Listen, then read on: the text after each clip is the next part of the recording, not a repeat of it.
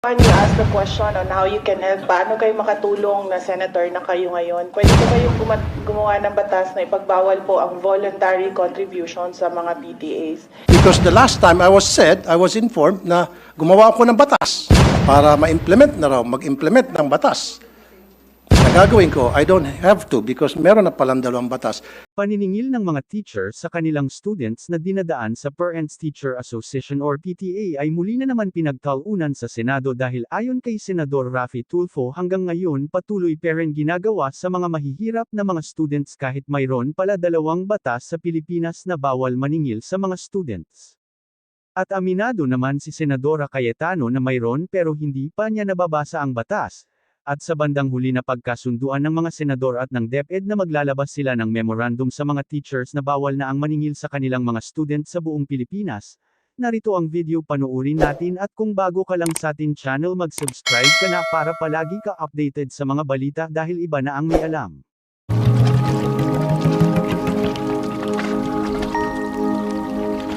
Meron namang batas na nagbabawal na magkolekta ang PTA. Tama ho ba ang intindi ko sa tanong? Is that a correct understanding? RA 5546, bawal po talaga ang contribution, collection sa mga estudyante whatsoever. Whether yan ay voluntary or otherwise. Except for Red Cross, Girl Scout, Boy Scout, and Barrio High School. Yun lang po talaga minention sa 5546. Wala nang iba pa. Kaya kung meron pong ginagawang koleksyon other than those mentions, then that is against the law, against 5546, which is happening right now in so many public elementary high school. And marami pong lumabas na mga department order, and I can mention a few of them, na they're trying to circumvent the law para lamang matuloy yung gusto nilang mangyari ng eskwelahan na kumolekta. Ang point ko lamang po dito, Mr. President, Your Honor, Madam, mag-implement na tayo ng policy. Meron tayong law, then dapat it's up to the executive para ma-implement itong law. Because the last time I was informed na gumawa ako ng batas para ma-implement na raw, mag-implement ng batas. Na gagawin ko, I don't have to because meron na palang dalawang batas, Your Honor. Yes. Your Honor, Mr. President, His Honor is correct in his paraphrasing or delivering the provisions of RA 5546 kung saan ho, and I will just read it, no, para clear, Yes, maintindihan din ng mga kasamahan natin yung issue po na malapit po sa puso ng ating kasamahan. The Section 1 of RA 5546 states, the sale of tickets and or the collection of contributions in any form whatsoever by any person for any project or purpose, whether voluntary or otherwise, from school children, students and teachers of public and private schools, colleges and universities is hereby prohibited. Tama po, sir, no? Yan, Mr. President, yan po ang tinutukoy ng ating kasamahan. Tama po. Tama ho ba? I agree. Yes, okay. So, nung ako ho ay nakikipagdiskusyon sa DepEd, aware po sila dito na bawal talaga ang collections of contributions in any form from school children, students, and teachers. And that is why in their Department Order number 49 series of 2022, known as the Promotion of Professionalism in the Implementation and Delivery of Basic Education Programs and Services, prohibits DepEd officials and employees from seeking contribution, support, solicitation of any kind or any kind of intervention from non-DepEd entities. It goes on to say, likewise, the department implements a no-fee collection policy wherein no fees shall be collected from learners in kindergarten up to grade 4, while fees on certain memberships may be collected from learners in grade 5 and above, strictly on a voluntary basis, i.e.g. Boys and Girl Scouts, Philippine National Red Cross, Parent Teachers Associations. So ito po yata, sir, ang implementing order na hinahanap nyo, Mr. President. Is His Honor, do I respond to His Honor's question by pointing out this DepEd order number 49? Thank you, Mr. President, Your Honor. Pero can a department order supersedes a Republic Act? Mr. President, in my humble legal opinion, this department order is consistent with the law. But I am very open to hear His Honor's concerns kung meron dito sa department order na inconsistent. Kasi isa po ako sa naniniwala na hindi talaga dapat nagsusupersede ang Correct. isang department order. We are one with that. And Thank you. I let the record show that the minority floor leader is nodding his head because for more than a decade, magkakasama kami always reviewing this department orders. Hindi ho tayo Okay. nagtotolerate na nag-e-exceed. Exactly. So, nagkakaisa po tayo dyan, Mr. President. Pero dito po sa RA 5546, Mr. President, Your Honor, Madam, totally pinagbabawal ang any form of collections, voluntary or otherwise, except Red Cross, Girl Scout, Boy Scout, and then donors for the support of Barrio High School. And I have a definition of Barrio High School with me. Never did this RA mention about PTA. Yes, Your Honor. We noted that the mention of PTA is now in that department order. Upon further review and discussion with the DepEd, we are now looking at the entirety of RA 5546, wherein it states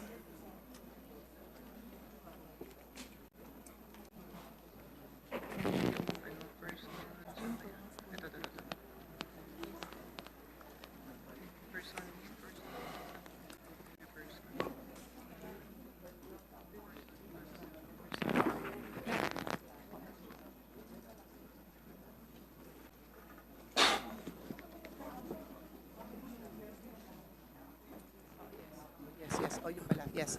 Thank you. Mr. President,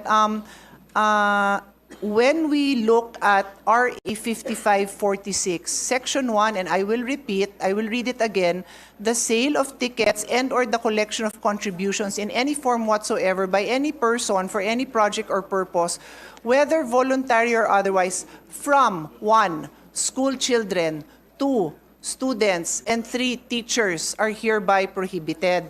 So in the case of the PTA, Your Honor, what has been the policy of DepEd since 1969, just to be clear, it is not the policy of this administration alone, but since 1969, minana nila ang policy, is that there is a total ban on collection from the children, the school children, the students, and other teachers. But they recognize PTA as a separate entity that on their own have their own rules and guidelines and may on their own come up with fundraisings that are voluntary in nature. Fundraisings. Okay. Well, Can you- just to be clear, Your Honor, Okay. that is my own choice of words, That's Mr. your own choice of President, words. yung fundraising. No? I Okay. use it generically po, Madam, Mr. President. meron ba diyang batas na kung saan, batas tayo, dinidefine ang meaning and function ng PTA? Alam niyo po ba yun? Dito sa RA 5546, wala hong banggit Wala. ng PTA. Tama. Wala Pero po. I will ask DepEd if there are No, any don't other. ask DepEd. Ako You pong don't bahala. need to know. Okay. Ako nang bahala. Yes, Mr. President. PD 603, December 10, 1974, dinefine ang meaning ng PTA. At nowhere here na nagsasabi ang PTA pwedeng mangolekta. Ang sinasabi rito, ang PTA ay isang programa, samahan, na para tulungan ng mga estudyante sa kanilang academic performance. Kung ano mga problema ng estudyante, anong problema ng mga magulang at teachers tungkol sa estudyante to enhance their participation sa eskwelahan, yun po yung purpose. Look at PD 603, ma'am. I'll give you a minute. PD 603, December 10, 1974. It is a forum being provided by the law para yung mga magulang at ng mga estudyante at guro ay magkaroon ng pagkakataon mapag-usapan yung welfare ng mga estudyante. Yung pong pinakabuod. Never doon sa PD na yan did mention na pwedeng mangolekta ang PTA ng contribution o collection para sa mga proyekto ng anumang mga proyekto sa isang eskwelahan. Yes. Mr. President, I will respond to his Honor's observation on the definition of PTA. Umpisahan ko po kung ano tong PD 603, no? This is the Child and Welfare Code. Familiar po tayo dyan. It's basically a law that governs, is meant to protect children.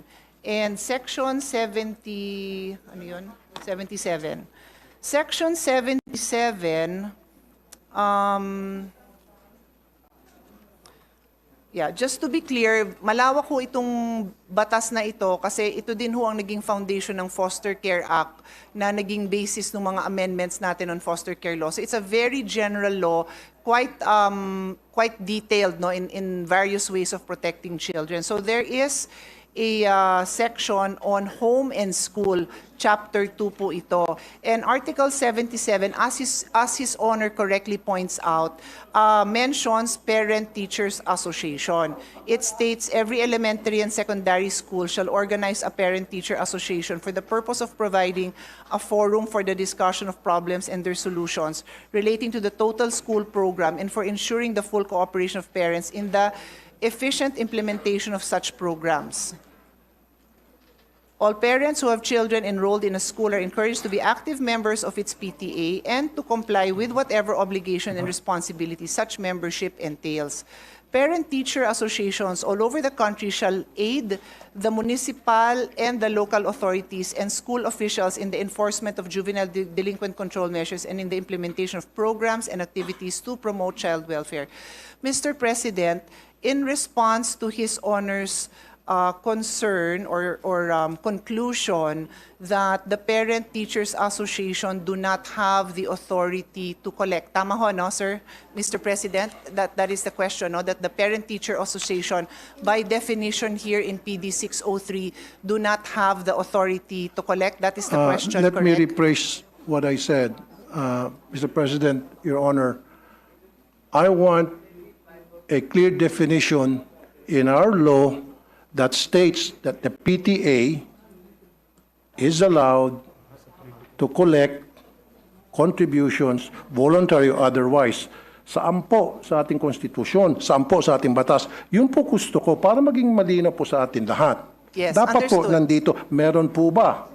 In fact, ang nakita ko lamang po, definition ng PTA, which is, sabi mo, very vague, general, is PD 603, pinakamalapit. However, dito sa PD 603, hindi po sinasabi na ang PTA ay binuo para mangolekta sa mga estudyante ang mga eskwelahan. Mr. President, Your Honor, Madam. Mr. President, I just needed to confer with DepEd if tama po ang intindi ko. So in Article 77 of PD 603, which I had just read into the record, as I said, it states there that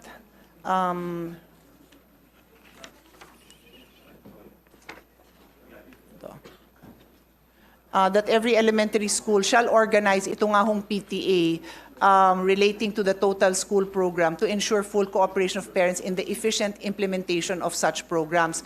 To address, they are meant to create a forum to address the problems and the solutions.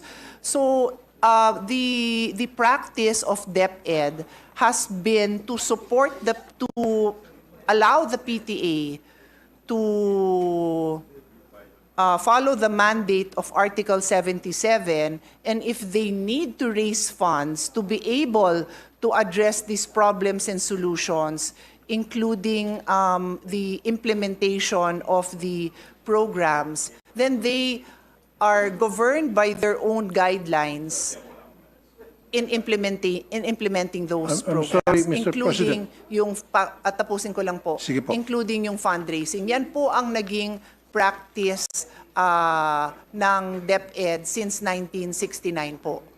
Practice is different from what the law says. You can practice anything you want. Pwede mag-practice ang DepEd. Lahat ng klaseng practice na gusto nila. Pero dapat nandoon sa batas. Pero kung wala sa batas yan, then yung practice na yun ay labag sa batas. There is actually, Mr. President, no sandali po. prohibition. Sinabi mo kasi, Madam, fundraising. So pwede mag-fundraising ang DepEd. It's been a practice through the DepEd, magkakaroon silang fundraising under PD 603. Pero, Mr. President, Your Honor, sa PD 603, wala talaga ako makita rito, kahit na letter by letter, tinitingnan ko, wala talaga nagsabi rito na pwede mag-fundraising, na pwedeng humingi ng contribution, humingi ng tinatawag na voluntary contribution. Wala talaga. So it seems to me na yung DepEd ay gumagawa-gawa ng sarili nila ng guidelines sa isang batas. Gumagawa sila ng sarili nilang IRR. Mr. President, I'll go back to what the Republic Act states. It prohibits collection and contribution from students. And so the policy of DepEd has been to allow the PTAs to follow their own guidelines wherein contributions among the parents are allowed. So Okay. to be clear, just to be clear, Mr. President, importante po na maliwanag yung pagsagot ko sa napakamahalagang tanong ng ating kasamahan. Bawal talaga ang pagkolekta sa estudyante, and that is being honored by DepEd. In other words, hindi pwedeng maglabas ang DepEd, ang principal, ang teacher ng request or request for contribution na ibinibigay sa estudyante. Bawal po talaga yon. Bawal. But, so kung bawal po, bakit po Correct. nangongolekta pa rin sila sa mga estudyante, especially po sa Mr. mga hirap? President, I would like to clarify, never po sila nangongolekta sa estudyante. Wala po silang collection sa estudyante. Ang meron, I'm sorry, we can I beg to identify disagree. the issue. I the beg issue, to disagree, ma'am. Ito po, lahat ng mga nagsumbong sa akin.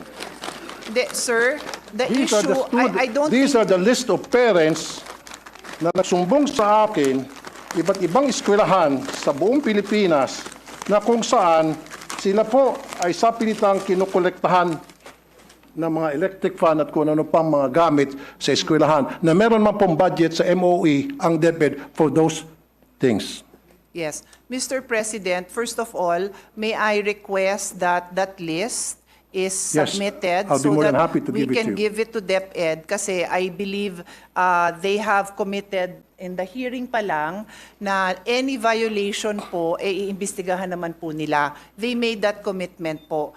The only item left for the discussion on the floor right now is yung authority mismo ng PTA. So any direct contribution o collection sa estudyante, talaga hong iimbestigahan nila. So tama, ang pagkaintindi ko, Mr. President, sa issue is, so si PTA ba pwedeng mangolekta?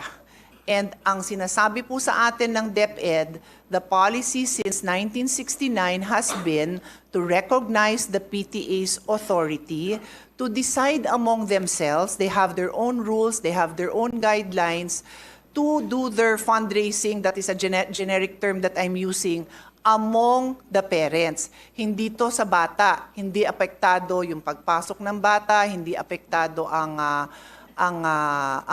grade ng bata. Bakit ginagawa ng parents yon? Kasi kulang ang pondo.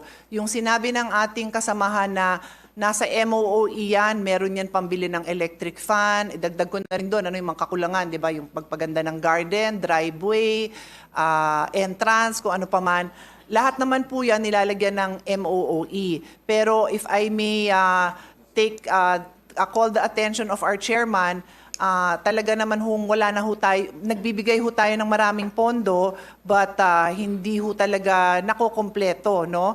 In fact, ako na magsasabi, because baka may magtanong, yung mga repairs, no? Pagpalagay mo ng may electric fan dun sa loob ng classroom, o di kaya yung picture na pinakita ni Senator Bongo, medyo bumagsak yung kisame. Lahat po yun falls under repairs of basic facilities. Pero natanggalan po yan ng pondo, na ilipat po sa ibang pondo yan, hindi ho ng Senado. So may mga issue pong ganyan. I think I want to assure our colleague that hanggat makakaya, sinusuportahan ng ating chairman yung ating recommendation to increase the MOOE. So that basic principle, I think everyone in the Senate supports His Honor, na mapondohan sana ng lahat na yan. So remaining na lang po yan, kung ano ho, hanggang saan ang kakayahan ng PTA to among themselves decide to fundraise parent to parent. I cannot add to my answer kasi yan po ang policy. Hindi ko naman po kayo bobolahin, Mr. President, na iba yung policy. Yan po ang policy na ginagamit po nila. So kung may recommendations, suggestions ang ating kasamahan, this representation is happy to relay at nandito naman ang DepEd para pakinggan ang mga suggestion ng ating kasamahan. Thank you, Mr. President. Thank you, the good sponsor, Honorable Congresswoman Pia Cayetano, Senator Pia Cayetano, sorry. Thank you. Pero gusto ko lang pong balikan, Mr. President, Your Honor, yung sinabi mo, it's been a long time practice. Tama? Policy po. Policy, okay, sige. I stand corrected. It's been a long time policy na pinapractice sa DepEd for so many years na ilan sa atin hindi pa pinapanganak dito. Of course, ako pinanganak na ako dyan. Pero dapat a policy should be dictated by the law. So is there a law na kung saan sinasang-ayunan ng policy na sinasabi nyo matagal na pinapractice ng mga taga-DepEd? Dapat lahat ng mga bagay na ginagawa sa ating mga eskwelahan, lalo sa DepEd na who's receiving lots and lots of budget by the billions, dapat nandoon nakasaad sa batas. Hindi pwede po silang gagawa-gawa ng sarili ng policy na wala po sa batas. Dapat lahat po ng polisiya nandoon po. Since 1969, ang implementation ng ating DepEd dito, they believe that they have been implementing this in the true spirit of the law na nagsasabing bawal mangolekta sa bata. They cannot collect contributions from school children, students, and teachers. Yun ho ang specific wording of the law. Exactly. Sige, pagbigyan ko po, I yield my floor to Mr. President, minority Yes, leader. Minority Floor Leader. thank you with the permission of my colleagues. The good sponsor mentioned statutory construction, which I used to teach in law school. We have to harmonize, and I'm thankful for the discussion. At least we brought out the RA 5546, and then Article 77 of the Child and Youth Welfare Code. Kung makikita po natin, yung RA, bawal mangolekta sa bata. Okay. Actually, sino kinokolektahan mo kung nangongolekta ka sa bata of elementary school age? Hindi ba magulang din? So if you look at the spirit of the law, bawal mangolekta sa bata at sa kanyang magulang. Ang proviso sa dulo, kung out of the goodness of the heart of the parent, willingly, without any prompting or solicitation, magdodonate siya sa school, hindi bawal yun. Okay. And then, if you look at Article 77, shall organize the PTA, in-enumerate ngayon yung purpose ng PTA. Wala po dun because it should solicit funds to financially help the school. Wala rin po dun sa Article 77 yun. So if we harmonize the two provisions, not only looking at the letter, but also looking at the spirit, I would tend to agree with the point of our interpellator, Senator Tulfo, na bawal. And if there is a department order na may interpret na pwede for the PTA to prompt or solicit or to ask contributions from the parents, let's review this department order because in my humble opinion, it violates the law, Mr. President. So thank you for the time, Mr. Thank you, Minority Leader. With the indulgence of our colleagues, may we recognize, Mr. President, our Senate President Pro Tem for her interjection? With the Our indulgence. distinguished Senate President Pro Tempore, Senator Lauren Legarda is recognized. Thank you, Mr. President. May I humbly suggest that since the GAA is the most important piece of legislation, it may be applicable only for the next 12 months. However, but you can keep on making it a special or a general provision. If it is the advocacy of the good gentleman, the interpellator, and if the vice chair and the chair would agree, then perhaps a draft of a special provision to reiterate an old law or a policy that may be general but may apply to that may be reiterated in a special provision for the DepEd budget. To use a better word, prohibit, not encourage, no forced contribution when applicable, when reasonable. I leave it to you how to draft it. If, based on the conversations, discussions I've been hearing, while it is a very important thing and there are many other issues in the education sector, perhaps the way forward for the solution would be a special provision. If the chair and the vice chair would agree, that would refer to policies, department orders, and the old law from the 1970s, which I heard. So that's my humble suggestion, Mr. President. How that provision will sound, will be drafted, I leave it to the body. But it may prohibit or not, at least not encourage the contribution, especially from the poor families. Libre na nga ang matrikula, pero kung yung hinihingi ng contribution ay higit pa sa libreng matrikula, kawawa rin naman. So pwede natin gawin parte yan ng ating batas na ginagawa. Thank you, Mr. President. Yeah, thank you, Senator Lauren Legarda. In fact, if I may quote Yusek Poa, sabi niya nung last hearing, doon naman po sa overall efforts, as you know, school-based feeding program is actually one of the ways na hindi napapansin, pero ito po yung ways to prevent yung ating mga dropouts, unquote. And I agree. And that's very commending. Pero it defeats the purpose na para hindi po magkaroon ng dropout, para ma-entice yung mga magulang na mga mahirap, na mga estudyante, mga mahirap na magulang na may mga estudyante, na papasukin sa eskwelahan ng kanilang mga estudyante dahil wala nang mga kain sa bahay. Di ba? Para naman mabusog pagdating sa eskwelahan. Pero pagdating naman sa eskwelahan, kokolektahan mo ng kung ano-ano. Then, yung iba pa nga sa kanila, yung mga sumbong sa akin, Sir, naglalakad na nga lang po ako, 2 kilometro, kasama pong aking tito, wala po akong pampamasahe.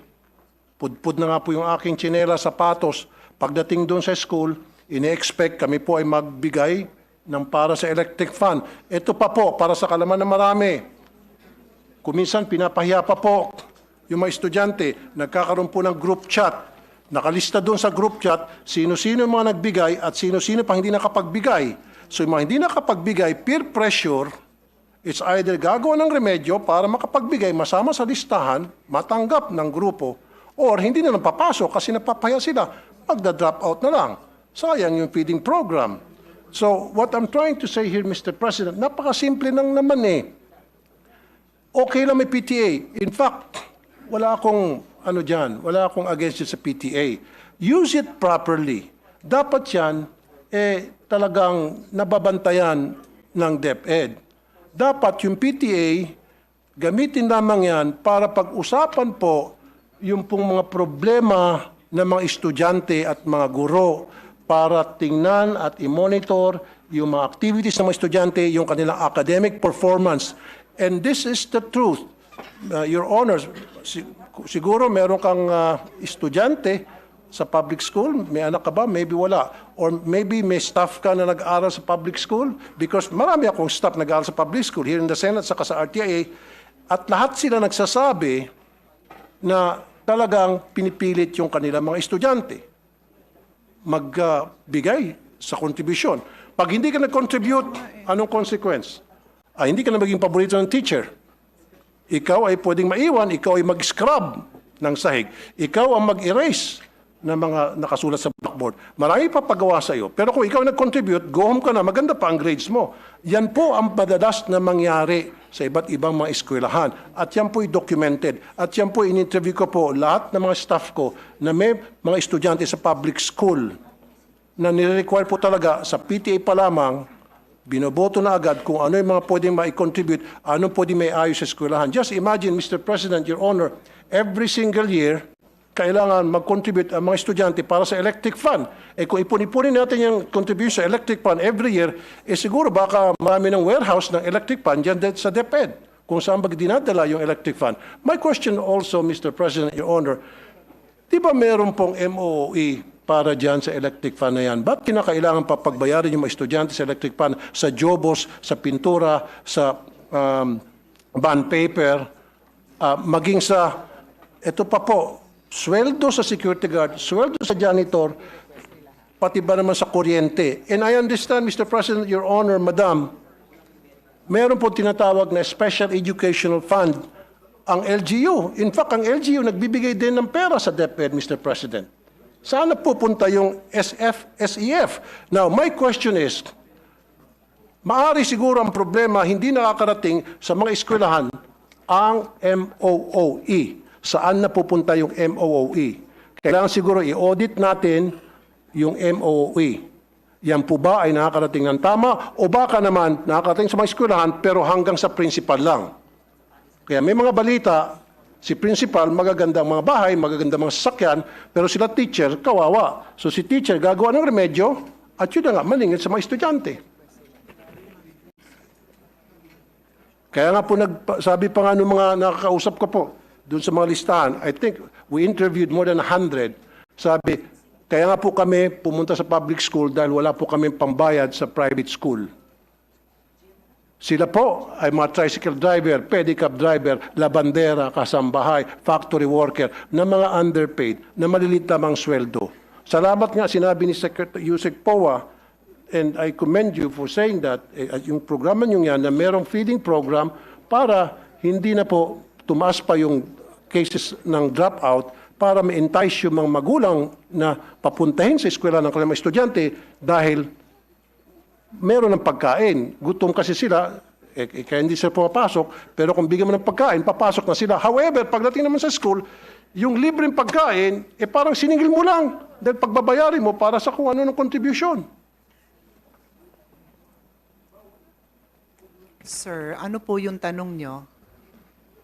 I'm just making a statement, Mr. President, Your Honor, kung ano po yung sentimiento ng mga pumunta sa akin, mga magulang, libo na po, sinasabi po sa akin. So what I'm saying is, we have to stop this wrong policy na kung saan nag-violate ng law ang kung ano-ano pong department order na ipinapalabas po ng DepEd para lamang pipilitin na makakolekta sa mga estudyante. Sabi pa nga ni Minority Leader Coco Pimentel, pag kinolekta mo estudyante, wala naman pera yung mga estudyante, parang sino kinukolektahan mo talaga? In essence, yung mga magulang.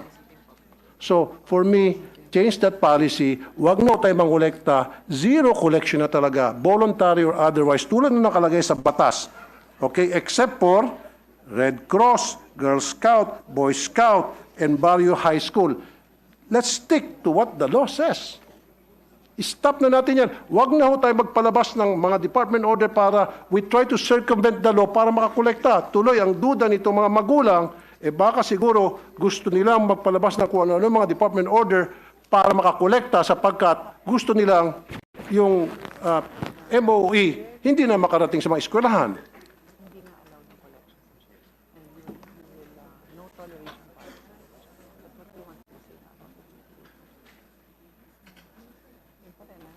Now, may I add, Mr. President, Your Honor, kung sasabihin nyo lang sa akin ngayon na kayo po ay mag-i-issue ng department order telling all schools under DepEd, let's stick to 5546, period. And I will sit down. Otherwise, kapag hindi, magpipilit kayo, abutin tayo dito hanggang madaling araw. And I will not stop because I know I'm right. Mr. President, just a short response. The policy of DepEd is very clear. They have a no toleration policy on the collection from students. So, itong huling mga nabanggit ng ating kasamahan na yung mga estudyante, nagko-collect, paulit-ulit din na sinasabi sa akin ni Vice President, DepEd Secretary na no, they will not tolerate that and they commit to investigate that. Thank you. So clear po tayo dyan.